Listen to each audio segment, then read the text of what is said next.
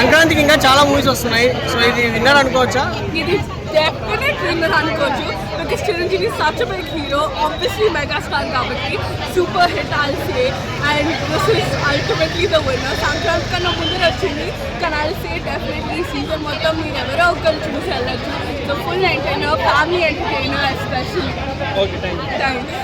యాక్చువల్గా సాంగ్స్ కానీ మీమ్స్ కానీ అసలు చాలా బాగా యూజ్ చేశారు. ప్లస్ ఎస్పెషల్లీ వెంకటేష్ గారి కాంబో, ఇంకా వెంకటేష్ గారు ఇంకా చిరంజీవి కాంబో యాక్చువల్లీ సూపర్గా ఉంది. వాళ్ళ సాంగ్స్ యూసేజ్ కానీ అసలు కాంబో ఎంట్రీ లెవెల్ అన్నీ సూపర్గా ఉన్నాయి. ప్లస్ ఫుల్ ఎంటర్టైనర్ సంక్రాంతికి అనుకోవచ్చు. సంక్రాంతి విన్నర్ అనుకోవచ్చు.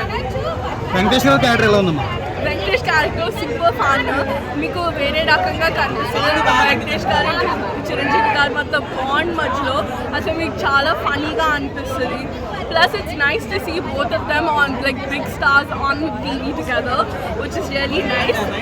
Plus full entertainer, మీకు ఒక నిమిషం అటు ఇటు like intro scenes కానీ ఏదన్నా it's full classy and full funny, full entertainer, literally the winner for Sankranti. Songs ఎలా అనిపించింది? సాంగ్స్ క్రింజ్ కామెడీ ఏముందండి, మన క్రింజ్ మీన్స్ చేసుకున్నాం, మనం అందరినీ ఫనీ ఎగతాల్లా మీన్స్ చేసుకున్నా సరే they used it in a funny way to advantage them, which is actually really cool.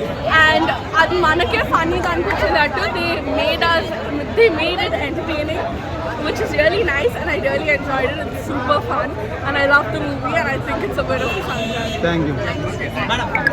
Prasad పేరు కూడా చాలా కష్టం పలకడానికి, కానీ సినిమా అయితే చాలా కామెడీగా బాగుందండి. సినిమా అంటే మనం ఓవర్గా ఎక్స్పెక్టేషన్ చేస్తే దాన్ని రీచ్ అవ్వలేకపోతుంది. అనిల్ రాపూడి సినిమా, చిరంజీవి గారి సినిమాని కూడా కామెడీ ట్రాక్లో మనం ఆలోచిస్తే సినిమా అందరికీ నచ్చుతుంది. ఫ్యామిలీస్ అయితే అందంగా తీసుకెళ్ళి చూపించే సినిమా అన్నమాట. అంటే ఫ్యామిలీస్ ఎవరున్నా సరే ఎంజాయ్ చేసి వెళ్తారు. ఇంకా స్టోరీ లైన్, స్క్రీన్ ప్లే పరంగా చెప్పాలంటే రొటీన్ స్టోరీనే, కొంత స్క్రీన్ ప్లేతో రాసుకున్న సీన్స్ చాలా కామెడీగా రాస్తున్నారు. కామెడీ అంటే ఎక్కడ తగ్గదు, only comedy and family entertainer అనుకోవచ్చు సినిమాని. ఇంకా మాస్ కోసం లాస్ట్ మధ్య చిరంజీవి మధ్య ఒక ఫైట్ అనేది చాలా సీరియస్గా జరుగుతుంది. ఇంకా విలన్ ట్రాక్ కోసం మాట్లాడుకుంటే విలన్ ట్రాక్ అంత సీరియస్గా లేదు. అయితే ఫైట్ కోసం ఒక విలన్ ఉండాలి కాబట్టి ఏదో క్రియేట్ చేసినట్టు ఉంది. కానీ అనిల్ రావుపూడి కథను కూడా ఇంకా బిల్డప్ చేస్తుంటే సినిమా సంక్రాంతికే కాదు మొత్తం ఇండస్ట్రీకి బిగ్గెస్ట్ బ్లాక్ బస్టర్ అవుతుంది. కేవలం మన చిరంజీవి గారి క్రియేషన్ నమ్ముకుంటూ, ఆయన మార్క్ కామెడీని నమ్ముకుంటూ ఏదో ఫస్ట్ నుంచి లాస్ట్ వరకు ఎంటుకుంటూ పోయారు. కానీ లాస్ట్ 20 నిమిషాలు మన వెంకటేష్ గారు ఎప్పుడైతే వచ్చారో అప్పటి నుంచి చాలా ఎనర్జెటిక్గా చాలా మారిపోతుంది సీన్. అప్పటి వరకు ఒకలా ఉంటుంది సినిమా, అక్కడి నుంచి నెక్స్ట్ లెవెల్కి వెళ్తుంది. కామెడీ సీన్స్ కావచ్చు, వాళ్ళిద్దరూ డ్యాన్స్ చేసే ఓల్డ్ సాంగ్స్ కావచ్చు, అంతా కూడా బాగుంటుంది. అంటే 2-3 సీన్స్లో చిరంజీవి గారిని తక్కువ చేశారేమో కానీ వెంకటేష్ గారిని ఎక్కడ తక్కువ చేయలేదు. ఆయన వచ్చినప్పటి నుంచి ఆయన క్లోజ్ అయ్యే వరకు కూడా చాలా ఎనర్జెటిక్గా, చాలా పవర్ఫుల్గా, చాలా కామెడీగా చూపించారు. సో ఓవరాల్గా సంక్రాంతికి వస్తున్నతో పోలిస్తే కొంచెం తక్కువ సినిమే, కాకపోతే పండగకి వచ్చింది కాబట్టి ఖచ్చితంగా ఫ్యామిలీస్ అయితే ఆదరిస్తారు. బట్ రెగ్యులర్గా చూసే వాళ్ళు కొంచెం రొటీన్గా అనిపించిన కొంచెం ఫ్యామిలీస్ అయితే బాగా ఎంజాయ్ చేసే సినిమా అండి. నయనతార గారు యాక్టింగ్ అయితే ఒక పవర్ఫుల్ ఉమెన్ గా చాలా డీసెంట్ గా కనిపించారండి. కానీ చిరంజీవి గారి యాక్టింగ్ డాన్స్లు అయితే మాత్రం నెవర్ అసలైన రీఎంట్రీ అనుకోవచ్చు అనమాట.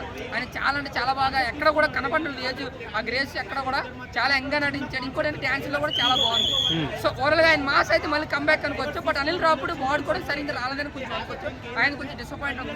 బట్ ఓవరాల్ గా నా వరకు చూసుకుంటే ఓకే, సూపర్ బ్లాక్ బస్టర్ అవ్వలేదు కానీ హ్యాపీగా ఒకసారి వెళ్ళి చూసి ఎంజాయ్ చేసి ఫ్యామిలీతో రావచ్చు.